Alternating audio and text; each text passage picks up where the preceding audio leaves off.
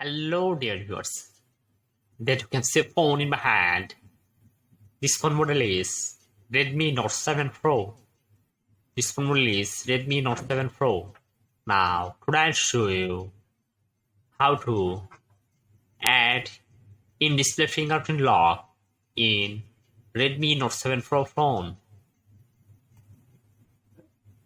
If you want to show in-display fingerprints on the phones, for this first, you have to find the option called settings. Finding settings option. When finding settings option, then click on settings. After click on settings, it will be presented with many options from here. Scroll down, scroll down, scroll down. You will see an option called themes. After finding the option named themes, you will click on the option named themes. After clicking, an option called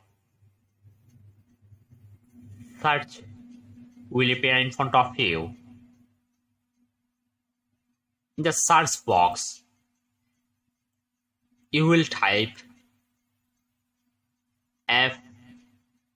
fingerprint fingerprint theme THEME and search. After typing the fingerprint theme, you will see that there is a fingerprint option or fingerprint image. Then click on fingerprint image and you will see an option called apply. Then click on apply. Wait few seconds. After installing it,